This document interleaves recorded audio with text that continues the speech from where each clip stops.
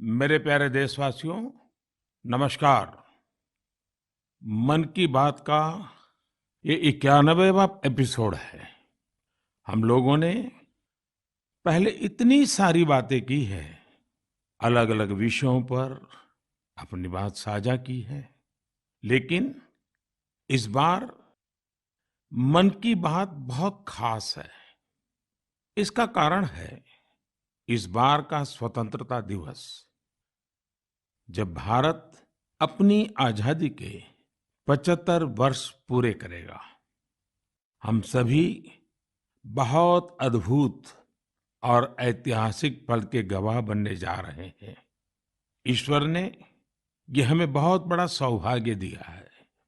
आप भी सोचिए, अगर हम गुलामी के दौर में पैदा हुए होते तो इस दिन की कल्पना हमारे लिए कैसी होती।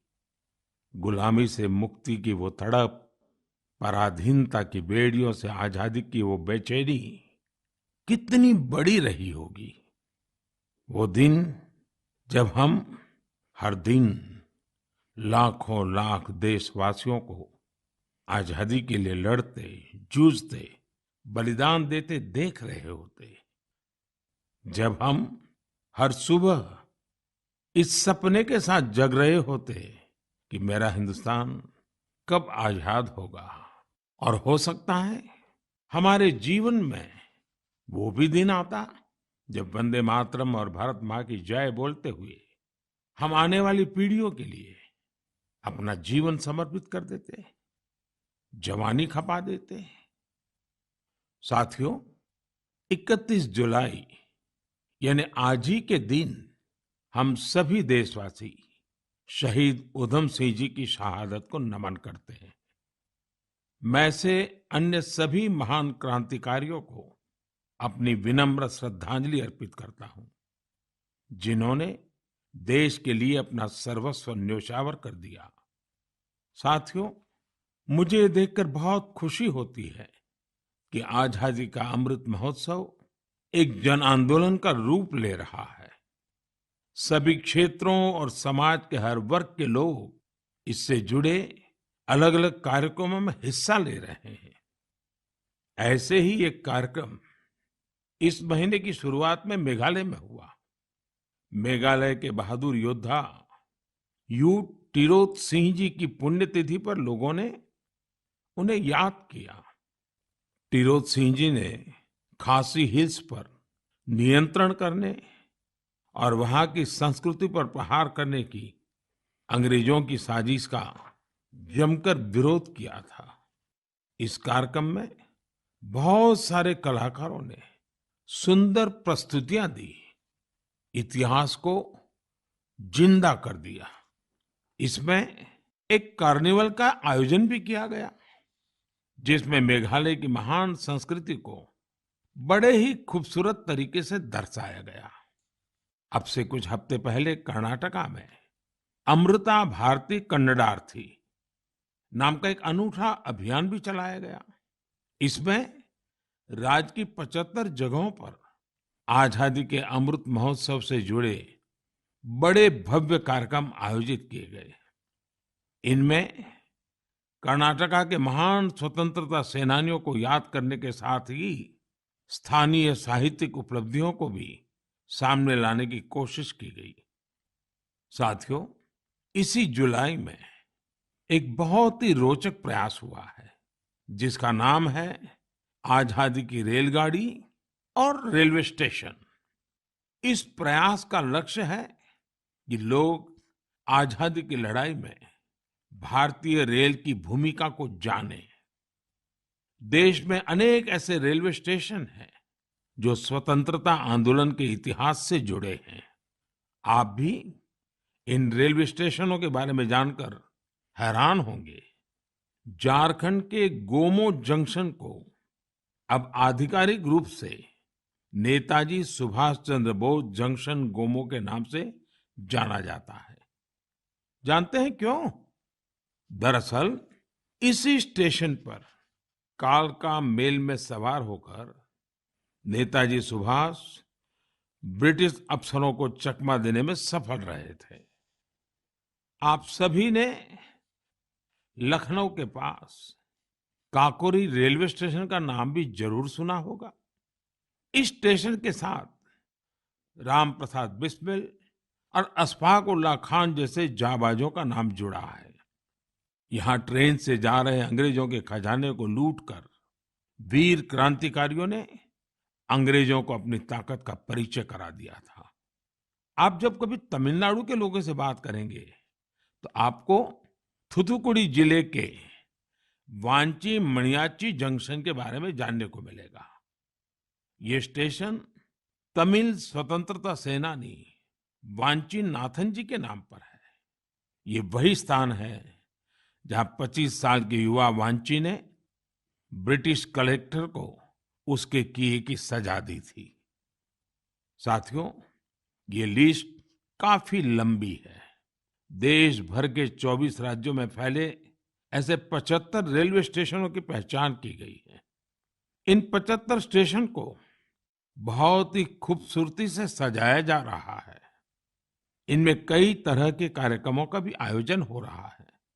आपको भी समय निकालकर अपने पास के ऐसे ऐतिहासिक स्टेशन पर जरूर जाना चाहिए।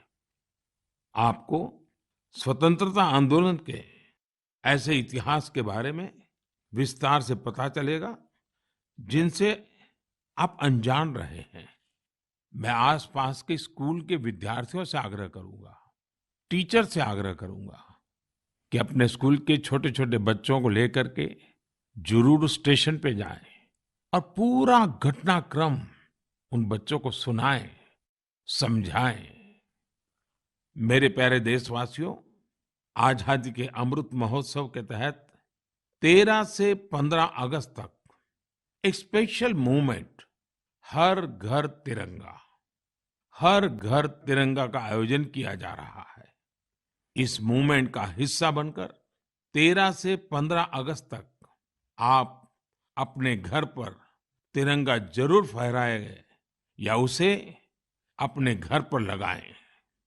तिरंगा हमें जोड़ता है, हमें देश के लिए कुछ करने के लिए प्रेरित करता है। मेरा एक सुझाव ये भी है कि 2 अगस्त से 15 अगस्त तक हम सभी अपनी सोशल मीडिया प्रोफाइल पिक्चर में तिरंगा लगा सकते हैं। वैसे क्या आप जानते हैं, 2 अगस्त का हमारे तिरंगे से एक विशेष संबंध भी है। इसी दिन पिंगली वेंकैया जी की जन्म जयंती होती है, जिन्होंने हमारे राष्ट्रीय ध्वज को डिजाइन किया था। मैं उन्हें आदरपूर्वक श्रद्धांजलि अर्पित करता हूं।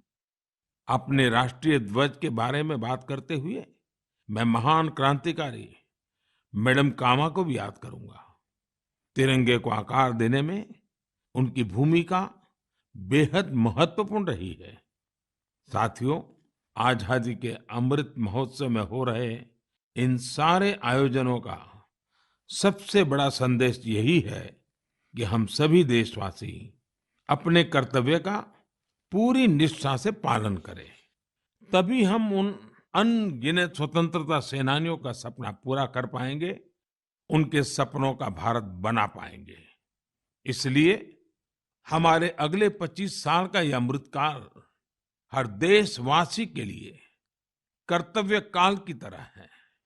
देश को आजाद कराने हमारे वीर सेनानी हमें ये जिम्मेदारी देकर गए हैं और हमें इसे पूरी तरह निभाना है। मेरे प्यारे देशवासियों, कोरोना के खिलाफ हम देशवासियों की लड़ाई अब भी जारी है। पूरी दुनिया आज भी जूझ रही है। होलिस्टिक हेल्थ केयर में लोगों की बढ़ती रुचि ने इसमें सभी की बहुत मदद की है। हम सभी जानते हैं कि इसमें भारतीय पारंपरिक पद्धतियां कितनी उपयोगी हैं। कोरोना के खिलाफ लड़ाई में आयुष ने तो वैश्विक स्तर पर अहम भूमिका निभाई है। दुनिया भर में आयुर्वेद और भारतीय औषधियों के प्रति आकर्षण बढ़ रहा है। ये एक बड़ी वजह है कि आयुष एक्सपोर्ट में रिकॉर्ड तेजी आई है और ये भी बहुत सुखद है कि इस क्षेत्र में कई नए स्टार्टअप्स भी सामने आ रहे हैं। हाल ही में एक ग्लोबल आयुष इन्वेस्टमेंट और इनोवेशन समिट हुई थी। आप जानकर हैरान होंगे कि इसमें करीब 10,000 करोड़ रुपए के इन्वेस्टमेंट प्रपोजल्स मिले हैं। एक और बड़ी अहम बात ये हुई है कि कोरोना काल में औषधीय पौधों पर रिसर्च में भी बहुत वृद्धि हुई है। इस बारे में बहुत सी रिसर्च स्टडीज पब्लिश हो रही हैं। निश्चित रूप से एक अच्छी शुरुआत है। साथियों, देश में विभिन्न प्रकार के औषधीय पौधों और जड़ी बूटियों को लेकर एक और बेहतरीन प्रयास हुआ है।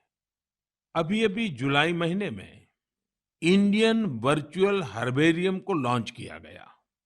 यह इस बात का भी उदाहरण है कि कैसे हम डिजिटल वर्ल्ड का इस्तेमाल अपनी जड़ों से जुड़ने में कर सकते हैं। Indian virtual herbarium preserve plants या प्लांट पार्ट्स की डिजिटल इमेजेस का एक रोचक संग्रह है, जो कि वेब पर फ्रीली अवेलेबल है। इस वर्चुअल हर्बेरियम पर अभी लाख से अधिक स्पेसिमेंस और उनसे जुड़ी साइंटिफिक इंफॉर्मेशन उपलब्ध है। वर्चुअल हर्बेरियम में भारत की बॉटनिकल डाइवर्सिटी की समृद्ध तस्वीर भी दिखाई देती है। मुझे विश्वास है इंडियन वर्चुअल हर्बेरियम भारतीय वनस्पतियों पर रिसर्च के लिए एक इम्पोर्टेंट रिसोर्स बनेगा। मेरे प्यारे देशवासियों, मन की बात में हम हर बार देशवासियों की ऐसी सफलताओं की चर्चा करते हैं जो हमारे चेहरे पर मीठी मुस्कान बिखेर देती है। अगर कोई सक्सेस स्टोरी मीठी मुस्कान भी बिखेरे और स्वाद में भी मिठास भरे, तब तो आप इसे जरूर सोने पर सुहागा कहेंगे। हमारे किसान इन दिनों शहद के उत्पादन में ऐसा ही कमाल कर रहे हैं। शहद की मिठास हमारे किसानों का जीवन भी बदल रही है, उनकी आय भी बढ़ा रही है। हरियाणा में यमुनानगर में एक मधुमक्खी पालक साथी रहते हैं, सुभाष कंबोज जी। सुभाष जी ने वैज्ञानिक तरीके से मधुमक्खी पालन का प्रशिक्षण लिया। इसके बाद उन्होंने केवल 6 बॉक्स के साथ अपना काम शुरू किया था। आज वो करीब 2000 बॉक्सेस में मधुमक्खी पालन कर रहे हैं।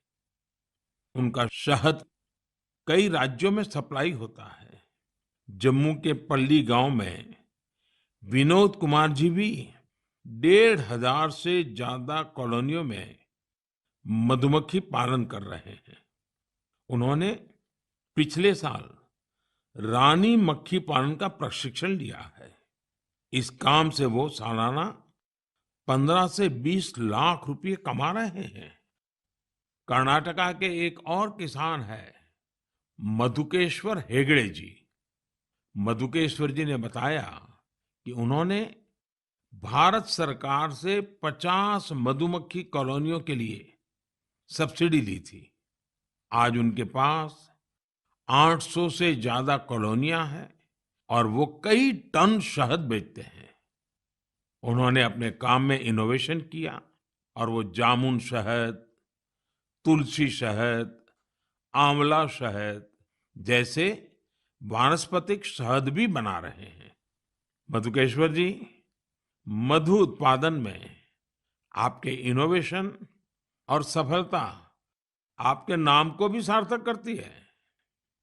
साथियों, आप सब जानते हैं कि शहद को हमारे पारंपरिक स्वास्थ्य विज्ञान में कितना महत्व दिया गया है।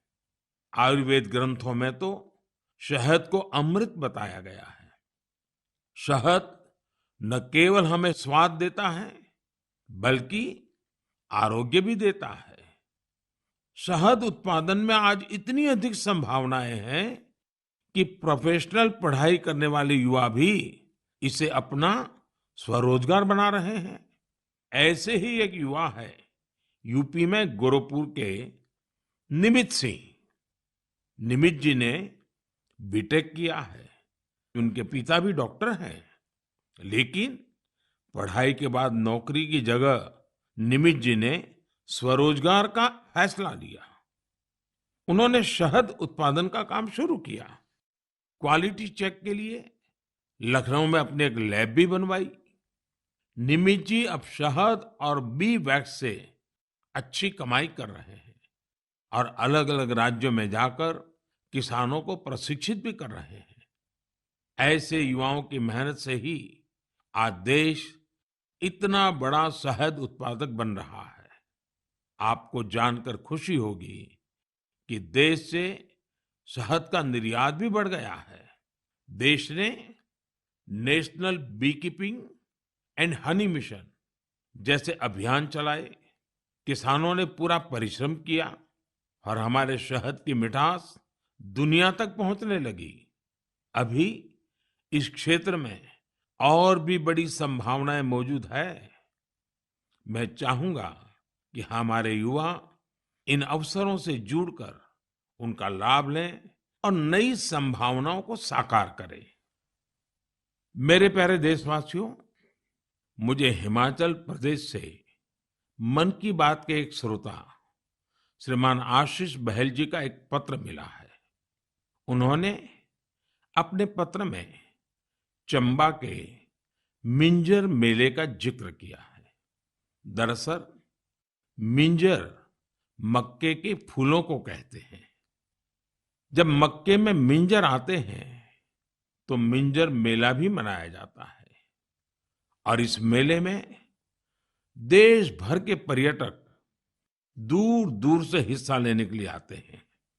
संयोग से मिंजर मेला इस समय चल भी रहा है। आप अगर हिमाचल घूमने गए हुए हैं तो इस मेले को देखने चंबा जा सकते हैं। चंबा तो इतना खूबसूरत है कि यहाँ के लोक गीतों में बार बार कहा जाता है, चंबे एक दिन ओना कने महीना रहना। यानी जो लोग एक दिन के लिए चंबा आते हैं वे इसकी खूबसूरती देखकर महीने भर यहाँ रह जाते हैं। साथियों, हमारे देश में मेलों का भी बड़ा सांस्कृतिक महत्व रहा है। मेले जन मन दोनों को जोड़ते हैं। हिमाचल में वर्षा के बाद जब खरीफ की फसलें पकती हैं, तब सितंबर में शिमला, मंडी, कुल्लू और सोलन में सैरी या सैर भी मनाया जाता है। सितंबर में ही जागरा भी आने वाला है। जागरा के मेलों में महासू देवता का आह्वान करके बीसू गीत गाए जाते हैं। महासू देवता का ये जागर हिमाचल में शिमला, किन्नौर और सिरमौर के साथ साथ उत्तराखंड में भी होता है। साथियों, हमारे देश में अलग-अलग राज्यों में आदिवासी समाज के भी कई पारंपरिक मेले होते हैं। इनमें से कुछ मेले आदिवासी संस्कृति से जुड़े हैं, तो कुछ का आयोजन आदिवासी इतिहास और विरासत से जुड़ा है। जैसे कि आपको अगर मौका मिले तो तेलंगाना के मेडारम का 4 दिवसीय समक्का सरलम्मा जात्रा मेला देखने जरूर जाइए। इस मेले को तेलंगाना का महाकुंभ कहा जाता है। सरलम्मा जात्रा मेला 2 आदिवासी महिला नायिकाओं समक्का और सरलम्मा के सम्मान में मनाया जाता है। ये तेलंगाना ही नहीं बल्कि छत्तीसगढ़, महाराष्ट्र और आंध्र प्रदेश के कोया आदिवासी समुदाय के लिए आस्था का बड़ा केंद्र है। आंध्र प्रदेश में मारीदम्मा का मेला भी आदिवासी समाज की मान्यताओं से जुड़ा बड़ा मेला है। मारीदम्मा मेला ज्येष्ठ अमावस्या से आषाढ़ अमावस्या तक चलता है और यहाँ का आदिवासी समाज इसे शक्ति उपासना के साथ जोड़ता है। यहीं पूर्वी गोदावरी के पेद्दापुरम में मरिदम्मा मंदिर भी है। इसी तरह राजस्थान में गरासिया जनजाति के लोग वैशाख शुक्ल चतुर्दशी को सियावा का मेला या मनखारो मेला का आयोजन करते हैं। छत्तीसगढ़ में बस्तर के नारायणपुर का मावली मेला भी बहुत खास होता है। पास ही मध्य प्रदेश का भगोरिया मेला भी खूब प्रसिद्ध है। कहते हैं कि भगोरिया मेले की शुरुआत राजा भोज के समय में हुई है। तब भील राजा कासूमरा और बालून ने अपनी अपनी राजधानी में पहली बार ये आयोजन किए थे। तब से आज तक ये मेले उतने ही उत्साह से मनाए जा रहे हैं। इसी तरह गुजरात में तरणेतर और माधवपुर जैसे कई मेले बहुत मशहूर है। मेले अपने आप में हमारे समाज जीवन की ऊर्जा का बहुत बड़ा स्रोत होते हैं। आपके आसपास भी ऐसे ही कई मेले होते होंगे। आधुनिक समय में समाज की पुरानी कड़ियां एक भारत श्रेष्ठ भारत की भावना को मजबूत करने के लिए बहुत जरूरी है। हमारे युवाओं को इनसे जरूर जुड़ना चाहिए। और आप जब भी ऐसे मेलों में जाएं, वहां की तस्वीरें सोशल मीडिया पर भी शेयर करें। आप चाहें तो किसी खास हैशटैग का भी इस्तेमाल कर सकते हैं। इससे उन मेलों के बारे में दूसरे लोग भी जानेंगे। आप कल्चर मिनिस्ट्री की वेबसाइट पर भी तस्वीरें अपलोड कर सकते हैं। अगले कुछ दिन में कल्चर मिनिस्ट्री एक कंपटीशन भी शुरू करने जा रही है, जहां मेलों की सबसे अच्छी तस्वीरें भेजने वालों को इनाम भी दिया जाएगा। तो फिर देर नहीं कीजिए, मेलों में घूमिए, उनकी तस्वीरें साझा करिए और हो सकता है आपको इसका इनाम भी मिल जाए। मेरे प्यारे देशवासियों, आपको ध्यान होगा मन की बात के एक एपिसोड में मैंने कहा था कि भारत के पास टॉयज एक्सपोर्ट्स में पावर हाउस बनने की पूरी क्षमता है। मैंने स्पोर्ट्स और गेम्स में भारत की समृद्ध विरासत की खास तौर पर चर्चा की थी। भारत के स्थानीय खिलौने परंपरा और प्रकृति दोनों के अनुरूप होते हैं, इको फ्रेंडली होते हैं। मैं आज आपके साथ भारतीय खिलौनों की सफलता को शेयर करना चाहता हूं। हमारे यंगस्टर्स, स्टार्टअप्स और एंटरप्रेन्योर्स के बूते हमारी टॉय इंडस्ट्री ने जो कर दिखाया है, जो सफलताएं हासिल की है, उसकी किसी ने कल्पना भी नहीं की होगी। आज जब भारतीय खिलौनों की बात होती है तो हर तरफ वोकल फॉर लोकल की ही गूंज सुनाई दे रही है। आपको ये जानकर भी अच्छा लगेगा कि भारत में अब विदेश से आने वाले खिलौनों की संख्या लगातार कम हो रही है। पहले जहां 3,000 करोड़ रुपए से ज्यादा के खिलौने बाहर से आते थे, वहीं अब इनका आयात 70% तक घट गया है। और खुशी की बात ये कि इसी दौरान भारत ने 2,600 करोड़ रुपए से अधिक के खिलौनों को विदेशों में निर्यात किया है, जबकि पहले 300-400 करोड़ रुपए के खिलौने ही भारत से बाहर जाते थे। और आप तो जानते ही हैं कि ये सब कोरोना काल में हुआ है। भारत के टॉय सेक्टर ने खुद को ट्रांसफॉर्म करके दिखा दिया है। इंडियन मैन्युफैक्चरर्स अब इंडियन माइथोलॉजी, हिस्ट्री और कल्चर पर आधारित खिलौने बना रहे हैं। देश में जगह जगह खिलौने के जो क्लस्टर्स हैं, खिलौने बनाने वाले जो छोटे छोटे उद्यमी हैं, उन्हें इसका बहुत लाभ हो रहा है। इन छोटे उद्यमियों के बनाए खिलौने अब दुनिया भर में जा रहे हैं। भारत के खिलौना निर्माता विश्व के प्रमुख ग्लोबल टॉय ब्रांड्स के साथ मिलकर भी काम कर रहे हैं। मुझे ये भी बड़ा अच्छा लगा कि हमारा स्टार्टअप सेक्टर भी खिलौनों की दुनिया पर पूरा ध्यान दे रहा है। वे इस क्षेत्र में कई मजेदार चीजें भी कर रहे हैं। बेंगलुरु में शूमी टॉय नाम का स्टार्टअप इको फ्रेंडली खिलौनों पर फोकस कर रहा है।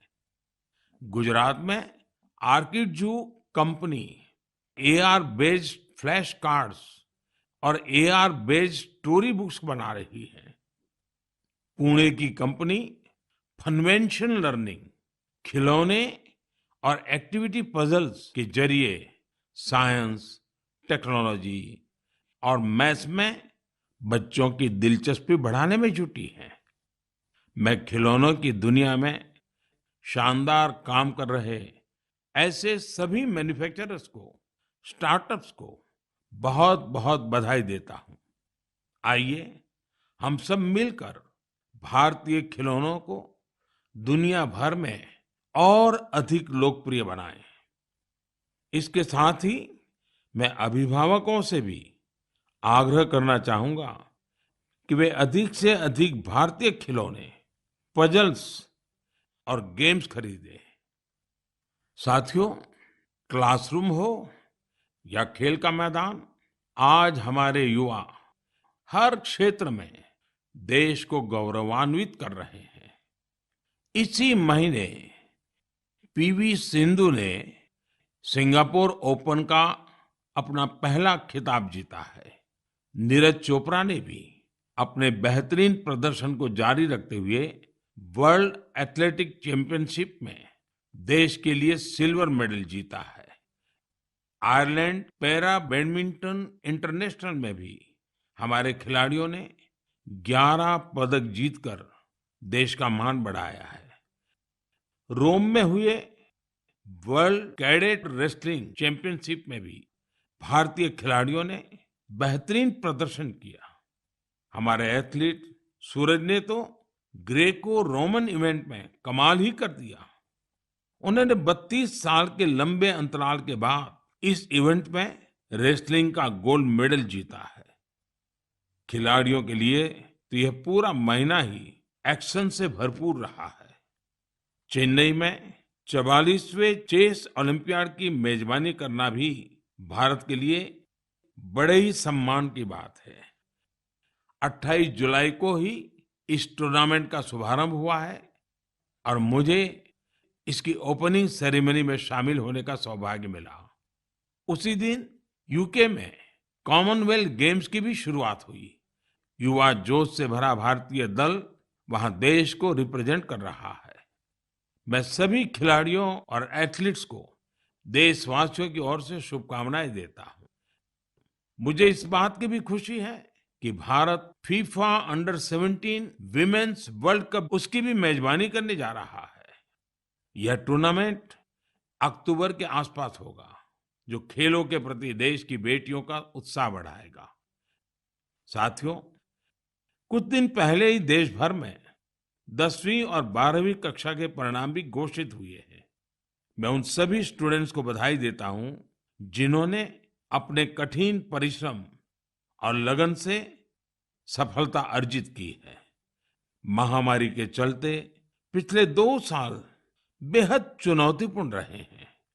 इन परिस्थितियों में भी हमारे युवाओं ने जिस साहस और संयम का परिचय दिया, वह अत्यंत सराहनीय है।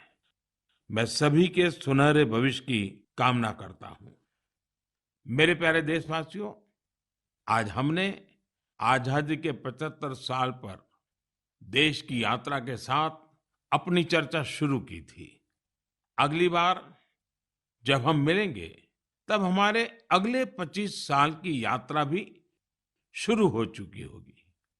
अपने घर और अपनों के घर पर हमारा प्यारा तिरंगा फहरे, इसके लिए हम सबको जुटना है। आपने इस बार स्वतंत्रता दिवस को कैसे मनाया? क्या कुछ खास किया? ये भी मुझसे जरूर साझा करिएगा। अगली बार हम अपने इस अमृत पर्व के अलग-अलग रंगों पर फिर से बात करेंगे। तब तक के लिए मुझे आज्ञा दीजिए। बहुत-बहुत धन्यवाद।